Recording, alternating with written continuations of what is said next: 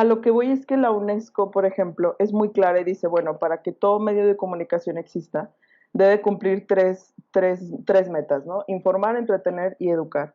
Entonces yo decía, no inventes, o sea, para mí el periodismo científico informa, educa y entretiene, ¿no? O sea, es un ejemplo de algo que pudiera ser reflejado no solamente a través de un medio de comunicación, sino a través de una especialización del periodismo.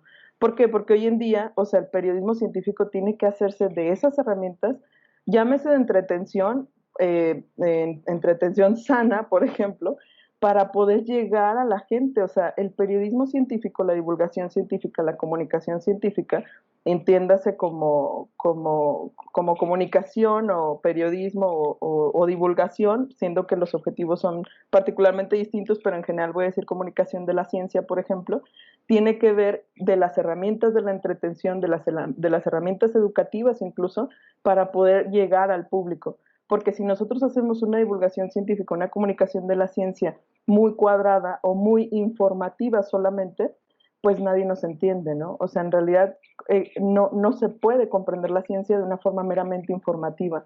Tenemos que tomar de la educación y tenemos que tomar del entretenimiento para hacerlo más digerible al público en general, ¿no? Entonces, con lo que me comentas de que si el periodismo puede ser más entretenido o más informativo, yo, fíjate que una de las cosas que cuando salí de la academia, cuando salí de la escuela, peleaba mucho era porque no se leía periodismo científico en los periódicos, ¿no? O sea, inclusive cuestioné, ¿no? A redactores, editores, oye, ¿por qué no publicas ciencia, no? Y me dice, simple, la ciencia no vende. O sea, si tú me dices que la planilla se va a vender, o sea, si tú me vas a conseguir anunciantes de ciencia, yo lo publico, no hay problema, porque a mí me cuesta imprimir esa planilla, ¿no? Y la ciencia no vende. Entonces, ¿cómo hacer el periodismo entonces científico? Tiene que forzosamente ser entretenido para vender, ¿no? O sea, bajo la lógica de ese editor, ¿no? Que me contestó en su momento. Pero entonces, ¿qué pasa?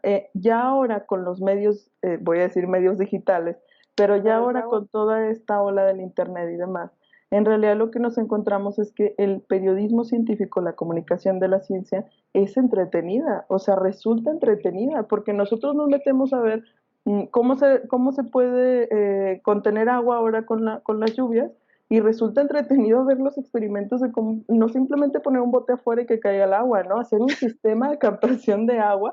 O sea, es una cosa divertida al final de cuentas, ¿no? O sea, la ciencia no tiene por qué ser solamente rígida, no tiene por qué ser solamente unidireccional, ¿no? Por ejemplo, en el sentido de solamente informar. O sea, tiene que ser educativa, tiene que ser entretenida, tiene que ser adaptada, o sea, tiene que ser aplicada para que la podamos replicar, ¿no? Oye, Connie, no, yo creo que sí es necesaria la divulgación de la ciencia. Yo cuando era pequeño, lo que era Carl Sagan y Jacques Cousteau aparecían en cápsulas en la televisión en Canal 5, y luego también había un suplemento en el Occidental que se dedicaba a la astronomía. Entonces, cada domingo salía nada más y ahí veías datos específicos sobre planetas, constelaciones, etcétera. Pero sí es importante la ciencia porque si no al rato la gente, mucha gente que más bien se basa en nuestro país en la superstición y esas cosas, va a andar como Emanuel, ¿no? Yendo a visitar hasta a la hada madrina que se encontraron ahí en Oblatos, o Me ha funcionado, loco, ¿eh? o escondiendo, Ve dónde ando. o escondiendo a su perro bajándolo de la azotea porque el chupacabra se lo puede comer, ¿no?